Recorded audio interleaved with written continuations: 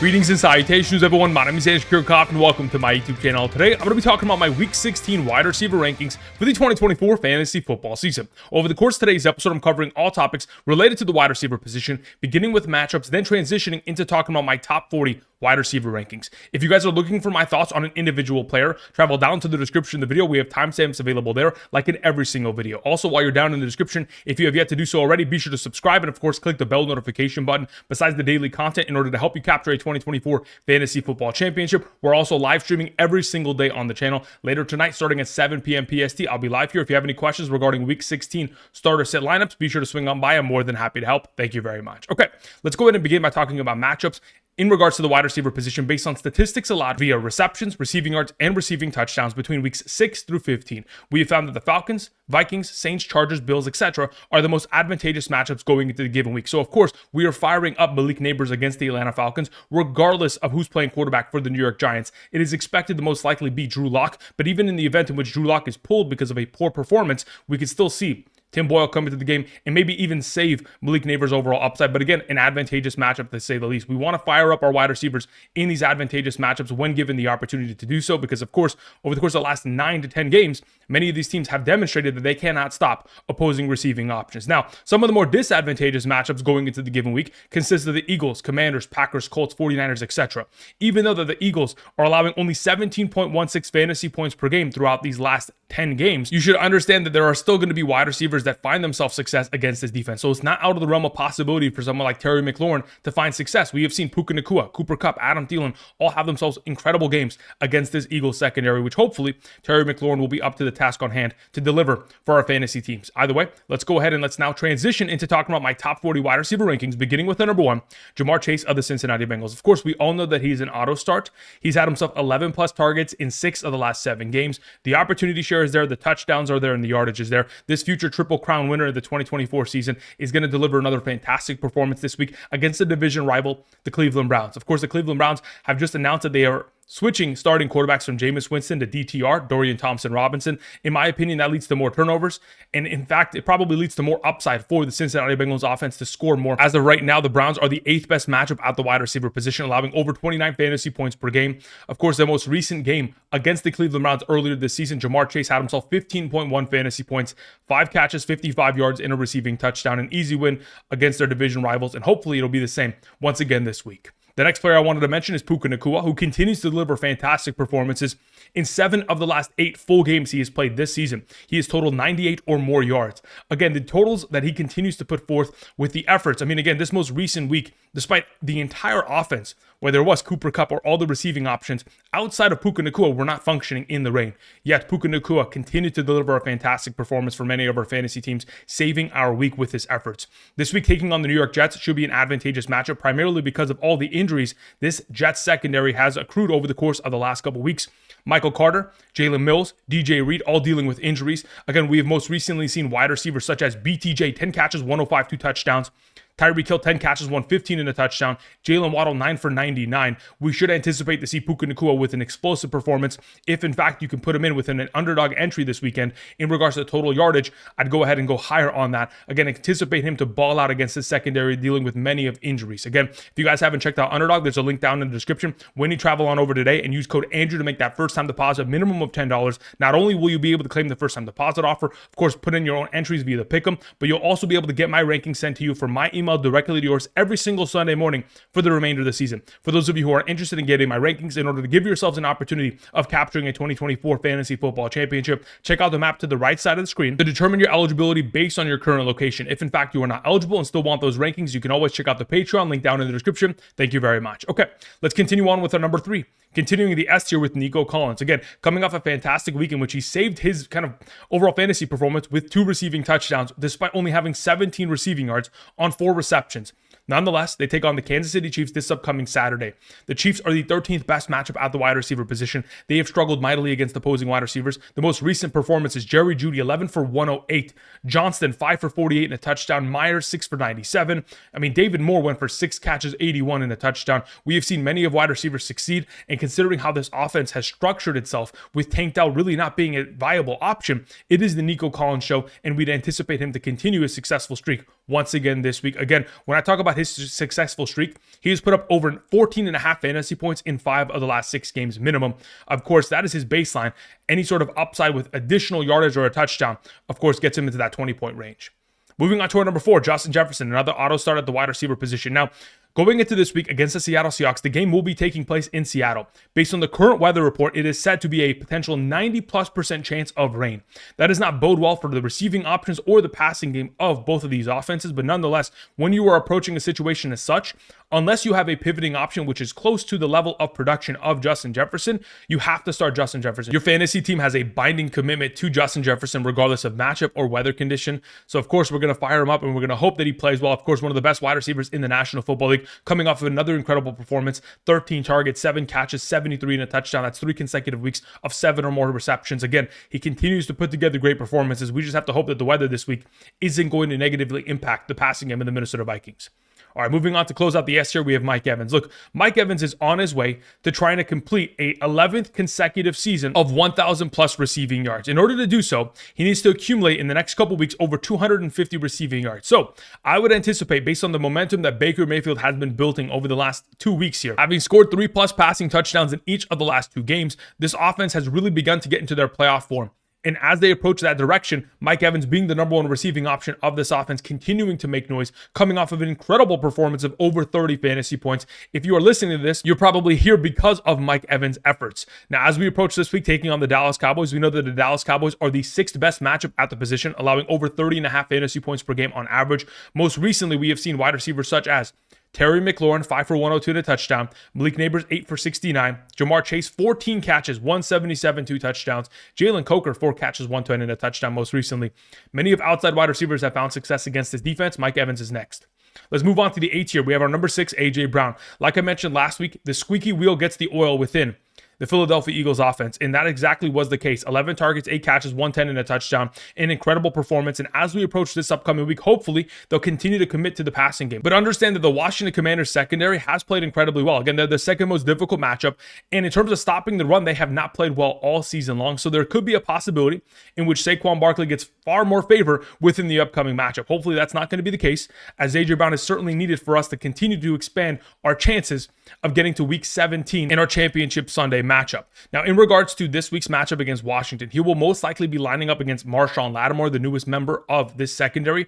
Marshawn Lattimore, last time against A.J. Brown back in 2022 when Gardner Minshew was the starting quarterback for a little stint of time while Jalen Hurts was injured for the Philadelphia Eagles, in a matchup in which, of course, A.J. Brown took on the New Orleans Saints in that game, 9 targets, 4 catches, 97 and a touchdown. Still ended up having himself a great game against Marshawn Lattimore. I'm not worried about the matchup. Again, earlier this season against the Washington Commanders, it was a full commitment to the running game. Saquon Barkley going for over 30 fantasy points in a breakout performance. Hopefully, we'll continue to see more opportunity go in the way of the squeaky wheel, aka A.J. Brown and DeVonta Smith. Moving on to our number 7, we have Amon-Ra St. Brown, who's coming off of a ridiculous performance of 18 targets, 14 receptions, 193 and a touchdown. Again, hopefully they're going to continue this momentum, but it likely won't be the case considering they're not going to be playing the Buffalo Bills this week indoors. They're not going to be having to throw the ball for the entirety of the contest. Therefore, when you take on the Chicago Bears offense, who is a complete mess as of late, and hopefully will be able to at least be competitive enough to force Jared Goff to continue to throw the ball, we have the most recent performance of Amon-Ra St. Brown taking on Chicago back in week 13. 5 receptions, 73 yards, 9.8 half PPR fantasy points. It's not the most ideal performance of a top-tier wide receiver of this caliber, but going into this week, I have one statistic that I really want to hang my hat on regarding Amon-Ra St. Brown and specifically the Detroit Lions offense. Over the course of the last 2 seasons, 2023 and 2024, after a Detroit Lions loss, Amon-Ra St. Brown has averaged 17.07 fantasy points per game and over 9 targets per game in a half PPR scoring format. The most recent performances against the Chicago Bears defense consist of Christian Watson, 150 yards, Jordan Addison, 162 and a touchdown, Jauan Jennings, 90 and 2 touchdowns, Justin Jefferson, 73 and a touchdown. There's always a possibility for upside from the receiving position against this defense, especially after Matt Eberflus was fired. The Chicago Bears defense is a shell of themselves, so we should anticipate even more upside for Amon-Ra St. Brown within the upcoming performance. Moving on to our number 8, we have Tyreek Hill, the thumbnail of today's episode. We are anticipating that Jalen Waddle will not be a participating factor within this upcoming game, and it should be a negative game script taking on the San Francisco 49ers. So that means more passing opportunities in the direction of Tyreek Hill this week.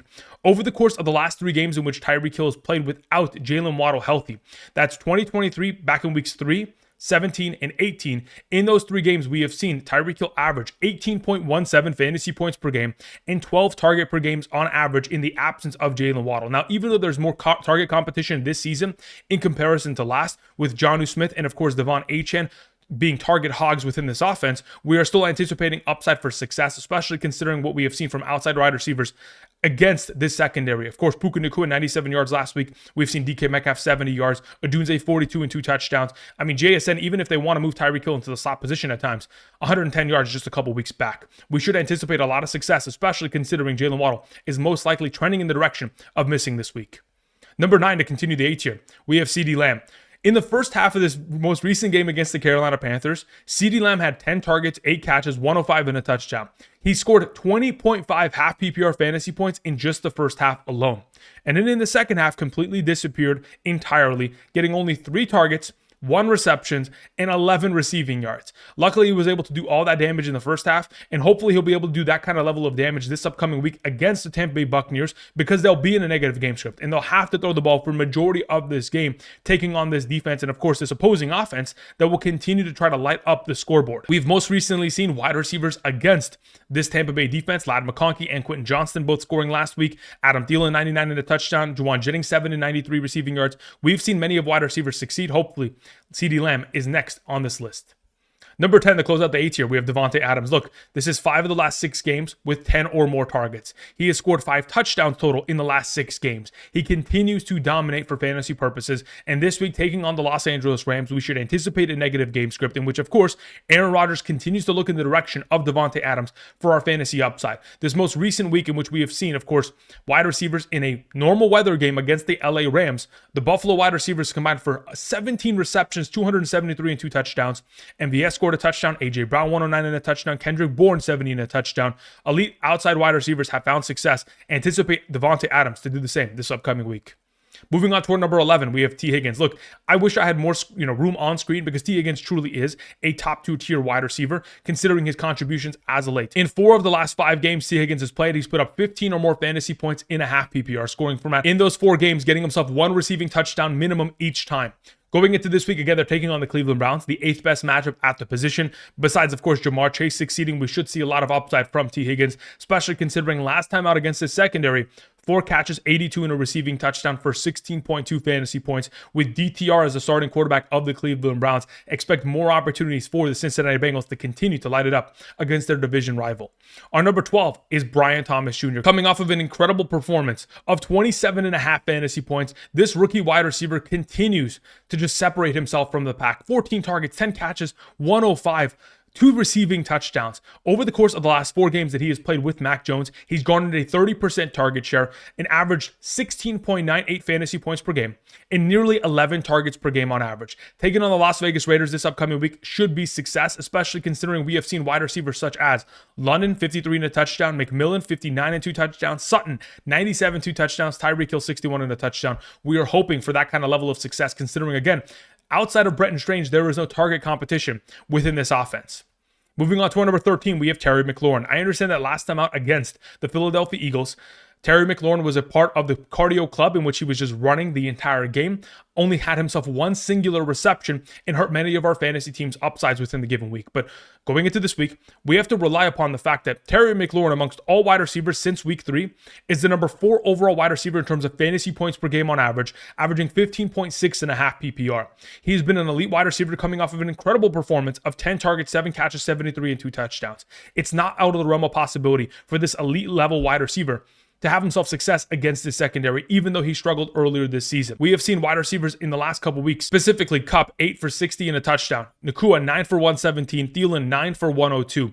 We have seen wide receivers succeed against his secondary. I would anticipate Terry McLaurin to have himself a bounce back performance here against his division rival. Moving on to our number 14, we have Malik Nabers. Now, this most recent week, of course, we had Tommy DeVito in the first half and Tim Boyle in the second half.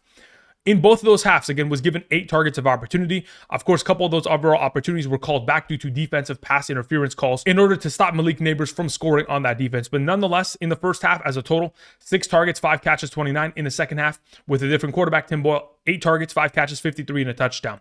This upcoming week, we will see Drew Lock as the starting quarterback that was named earlier this morning. In the last 2 games in which we have seen Malik Nabers with Drew Lock, 13 and 10 targets, 11.3 and 12.4 fantasy points. So again, the opportunity share will be there. It is against the easiest matchup at the wide receiver position. They're allowing nearly 33 fantasy points per game. So we should anticipate immediate success, hopefully for touchdown upside. But worst case scenario, he's going to get himself his double-digit targets, probably like 8 catches for 80 yards. In a half PPR scoring format, that's 12 fantasy points. In a full PPR, it's a completely different conversation in which he will rise within the rankings considerably.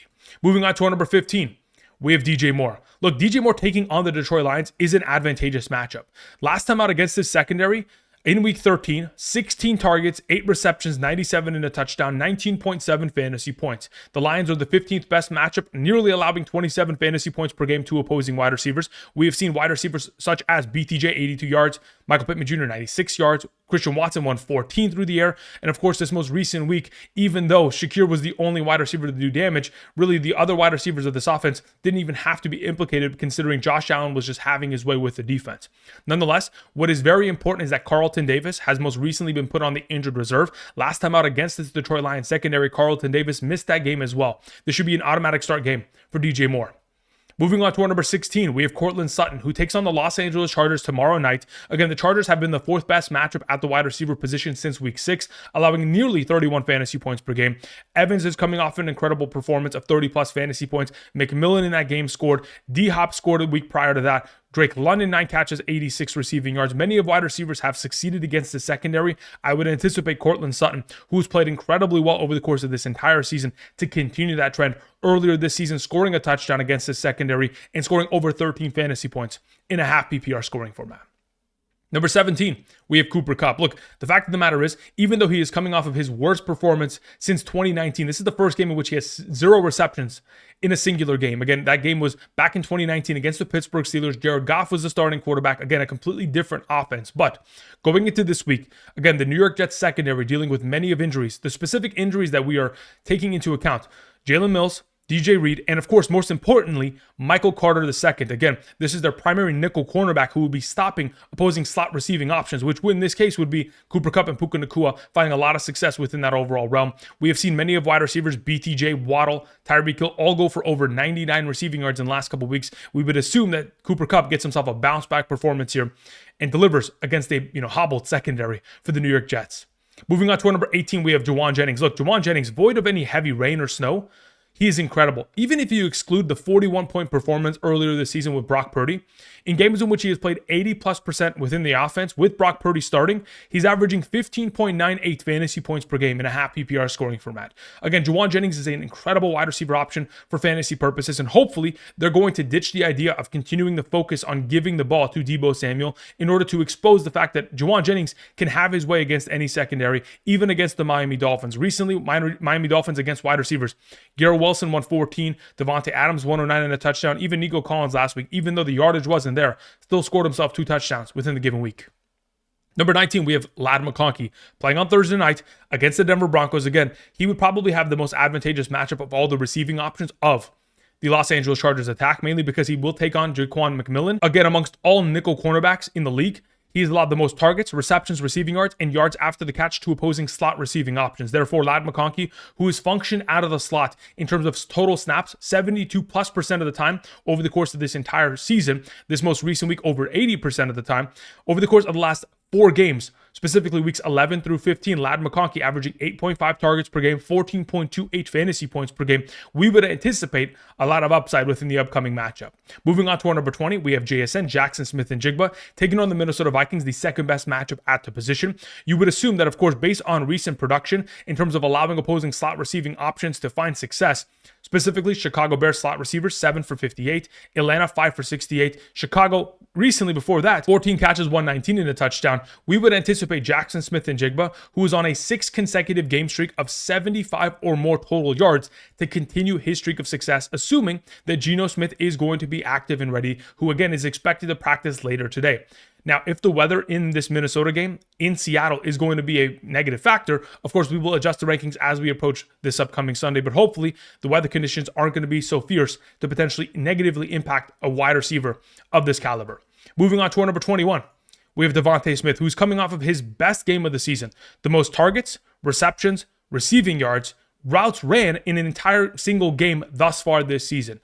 As long as this offense continues to want to prove that they want to throw the ball, it's only going to help DeVonta Smith, but it's not only because that they wanted to prove that they could air it out, but it's also because of the absence of Dallas Goedert that DeVonta Smith found success.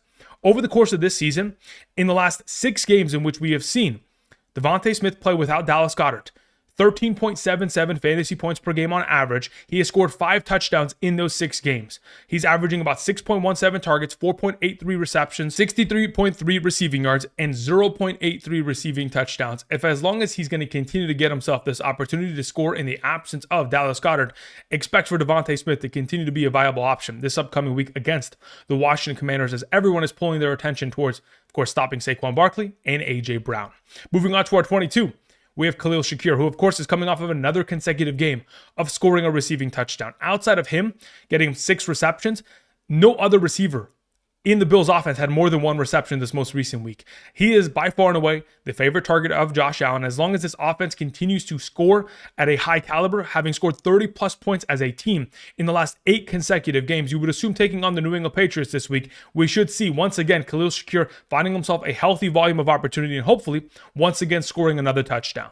Moving on to our number 23, we have Drake London. Again, with the quarterback change going from Kirk Cousins to Michael Penix, we would assume that there's a possibility in which, at worst case scenario, he will still be the same level of wide receiver, but we're hoping for upside. I mean, over the course of the last 5 games, we have seen Drake London averaging 9.8 targets per game and 11.28 fantasy points per game. As long as the opportunity share of almost 10 targets per game is going to continue to go in the direction of Drake London, as he is the primary number 1 read of this offense, as long as Michael Penix continues to look in his direction, we'll be perfectly fine with the opportunity share against the New York Giants. In the event in which those targets dip greatly, then at that point, that's all she wrote for many of our seasons in regards to Drake London. Moving on to our 24, we have Garrett Wilson. Look, Garrett Wilson has himself an advantageous matchup in a negative game script, but hopefully he's going to be given the ample opportunity he requires. He scored an early touchdown in the first quarter of that game and then disappeared henceforth as it became the Davante Adams show, as it has been the Davante Adams show over the course of the last 6 consecutive games. Even in games in which Garrett Wilson plays well, he is still second fiddle. Nonetheless, taking on the Rams, a secondary has given up their fair share of points to opposing wide receivers. The Bills, wide receivers, 273 and 2 touchdowns recently. MVS, A.J. Brown, Kendrick Bourne, all scoring touchdowns against them recently.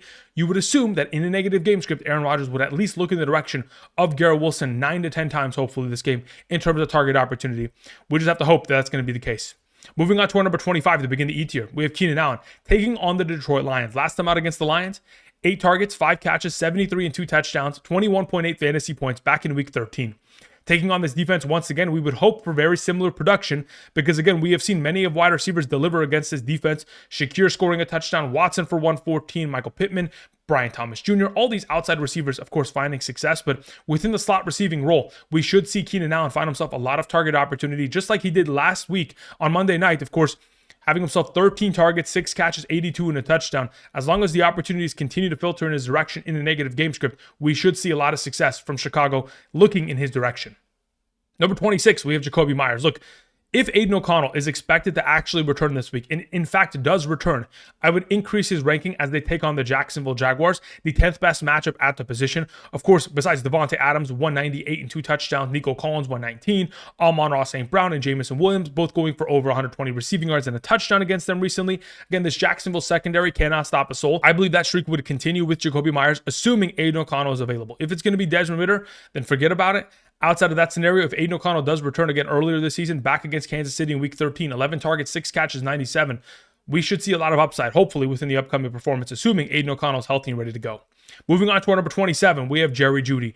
Even though Jerry Jeudy has had himself an incredible season, coming off of another fantastic performance of 14 targets, 11 catches, 108, unfortunately, Jameis Winston has been benched. Dorian Thompson-Robinson has been named the starting quarterback, and that does not bode well for the overall upside of any of the receiving options of this offense. Now, even though this most recent week, in the absence of Jameis Winston late in the game once he was benched, Dorian Thompson-Robinson came in, had 9 passing attempts, 4 of those attempts in the direction of Jerry Jeudy. Pretty good overall target share. Earlier this year, back in week 7 against Cincinnati, which again they will be taking on this week, Dorian Thompson-Robinson had 24 passing attempts, 6 of those targets in the direction of Jerry Jeudy. So in the last 2 games in which they have played together, in the total of 33 passing attempts, we have seen Jerry Jeudy get himself a 30% target share. So as long as the opportunity continues to go in his direction, again, I don't anticipate the opportunities to be as accurate as they have been with Jameis Winston, but hopefully he will continue his streak of, in the last 7 games, averaging 112 receiving yards per game on average. I thought that's going to be the case, but we're going to keep our fingers crossed and hope that Jerry Jeudy can continue, because the Cincinnati Bengals, of course, are an advantageous matchup. Number 28, we have Jordan Addison. Look, Jordan Addison has been incredible as of late. And even though there's a potential for a rain game, we might have to fire him up anyway, considering he has had 7 or more receptions in 3 of the last 4 games. The Seattle Seahawks are a top 12 matchup at the position. We have seen Doubs score touchdowns, Michael Wilson, Davante Adams, Jauan Jennings, many of wide receivers succeeding against the secondary. Hopefully, as we get closer to Sunday, the weather in Seattle is not going to play a negative impact. For if it doesn't, we should see a lot of success out of Jordan Addison, Justin Jefferson, and TJ Hawkinson within the upcoming matchup. Moving on to our number 29, we have Marvin Harrison. Now look, Marvin Harrison was given opportunity. I don't want anybody to be fooled. He had 6 targets of opportunity, 2 of which were end zone targets, in which he dropped 2 receiving touchdowns in primary coverage against Christian Gonzalez. But we talked about this last week. We knew that Christian Gonzalez was going to be shadowing him the entire game. We knew that there was going to be a potential opportunity for him to score, but unfortunately was not able to defeat the coverage and bring down at least one of those 2 touchdowns. Nonetheless, this week takes on the Carolina Panthers. The secondary has been slaughtered as of late. We have seen most recently Mike Evans, 8 catches, 118 and a touchdown. CeeDee Lamb obviously decimating this offense within the first half with 8 catches, 105 and a touchdown. Many of wide receivers finding success. Hopefully going into this week, he's going to be given the ample opportunity share to deliver a very similar performance. Moving on to our number 30. In the same matchup, we have Adam Thielen taking on the Arizona Cardinals. Look, this is the fact of the matter. He is the number 1 receiving option of this offense. He will continue to be, and hopefully that rapport with Bryce Young is not going to disappear. This is going to be a negative game script taking on the Arizona Cardinals, and we would anticipate the primary coverage to be Garrett Williams, who is their primary nickel cornerback. I do believe that Adam Thielen has an advantage within this matchup and should be able to deliver a solid performance. Coming off of a week in which he only had 5 catches, 51, sure, not the greatest week, but going into this week should see himself a lot more target opportunity, very reminiscent of his most recent performances of double-digit targets within this offense. Moving on to our number 31, we have Calvin Ridley. Look, Calvin Ridley has a new quarterback. It is Mason Rudolph. Earlier this season, Mason Rudolph from weeks 7 through 9 as the starting quarterback of this offense was targeting Calvin Ridley 10.7 times per game, which led to 6 receptions on average and 86 receiving yards for 11.03 fantasy points per game on average. Will Levis no longer being the starting quarterback only helps Calvin Ridley. As the number 31 ranked wide receiver, this is safe under the assumption he doesn't find himself in the end zone. If he finds himself scoring a touchdown, of course, he's easily a top 24 wide receiver this week. Moving on to our number 32, Zay Flowers. Speaking of finding the end zone, even though we have a week in which, Lamar Jackson most recently against the New York Giants is throwing 5 passing touchdowns, Zay Flowers has not been implicated for a touchdown in quite a while. But this week takes on the Pittsburgh Steelers. And it should be a difficult matchup, but as long as Zay Flowers is going to be given his 6 to 8 targets per game, which has happened over the last 6 consecutive games, we would assume that he should be able to at least have himself a couple opportunities for a big play. I mean, the last time out against the Pittsburgh Steelers in Week 11, did score a touchdown, but ultimately he's going to be an 8 to 10 point player. If he scores a touchdown, hopefully we can get into that 12 to 14 point range, but quite frankly, he has just not been a priority down in the red zone within this offense. Moving on to our number 33, Jameson Williams. Speaking of touchdown upside and opportunity, over the course of weeks 11 through 15, averaging 9.53 fantasy points per game on 6.75 targets per game. Now, as we approach with the absence of David Montgomery, there may be an opportunity in which within the red zone, him and Tim Patrick get themselves more looks going forward. Obviously, Sam Laporta at times has not been a priority within the red zone, even though the matchup this week is very valuable, taking on the Chicago Bears, who cannot stop opposing tight ends. I would assume that if you're going to have yourself similar opportunity last time out against the Chicago Bears, back in week 13, 7 targets, 5 catches, if we're going to be in a situation in which the opportunity is going to be there for a deep ball or at least red zone upside in the absence of David Montgomery, Jameson Williams should continue to be a top 36 wide receiver option. Moving on to our number 34, Deebo Samuel. Of course, we're going to continue to anticipate that they're going to give him opportunities, but if it wasn't for the fact that he dropped that touchdown last week, would have easily made himself a double-digit scorer and could have continued to be a confident play. This is now 5 consecutive games of less than 25 receiving yards. I'd expect them to, target Deebo Samuel a consistent volume, but again, he's not going to be the key focus of this offense going into this week. Moving on to our number 35, another wide receiver that has been quite disappointing, we have DK Metcalf. Again, if the weather is going to be a problem, if Geno Smith's knee injury is going to be a problem, even though they take on the Minnesota Vikings, I would anticipate DK Metcalf to probably put up another lackluster performance outside of a touchdown and a big play down the field. We are probably kind of just biting off more than we can chew in regards to the situation and just hoping that maybe we have an alternative option to look in the direction of. Moving on to our number 36, we have Romeo Doubs. Again, very much so dependent on receiving touchdowns this most recent week. Even though he is the number one receiving option in terms of total routes ran, he was still only targeted on 20% of the routes that he ran. And again, even though it is a fantastic matchup against the New Orleans Saints, the third best matchup at the position, there are so many weapons within this offense, whether it be Kraft, Watson, Reed, and now Romeo Doubs, and of course the receiving utilization of Josh Jacobs, that really anybody could score, and it's kind of a toss-up as to who ends up being the one within this offense that consistently scores on a weekly basis. Moving on to our number 37 and our number 38, I want to mention both of the receiving options of the Indianapolis Colts. Of course, this most recent week, Josh Downs' first week back in a while with his injury, and of course, Michael Pittman Jr., of course, even though it was a difficult matchup against the Denver Broncos, 9 targets, which is a season high 9 targets for him, even against Denver's defense, quite surprising. As we approach, Alec Pierce will be in the concussion protocol, and we should anticipate both of these receivers to find success, especially considering the Titans are nearly allowing 27 points per game on average to opposing wide receivers since week 6. We have seen Chase, Higgins, both recently with BTJ, McLaurin, Collins, all find themselves in abundance of overall success. All 5 of these wide receivers that I most recently mentioned getting themselves over 72 plus receiving yards against this secondary. We would anticipate similar production from guys like Josh Downs and hopefully Michael Pittman Jr. if Anthony Richardson is up for the task on hand. We move on to number 39, DeAndre Hopkins, assuming that, of course, we have a healthy Patrick Mahomes. DeAndre Hopkins, revenge game against Houston. You would assume, considering the Houston Texans are the 7th best matchup at the position, that he can show up and show out against this former team. Fingers crossed that Patrick Mahomes is healthy for the Saturday event. The final wide receiver I wanted to mention is George Pickens. I have no clue whether or not he is going to play. We'll keep it monitored as we approach Saturday's game against Baltimore. Again, do not forget this upcoming Saturday, I'll be live streaming as early as 8 a.m. PST, answering questions. If you have any questions regarding those matchups, start questions, be sure to swing on by Saturday morning. Otherwise, I'll be back later tonight starting at 7 p.m. PST, and that's going to cover it for my top 40 wide receiver rankings. Thank you everybody for watching, and until tomorrow, which we'll be talking about quarterbacks and tight ends, I'll see you guys. Peace.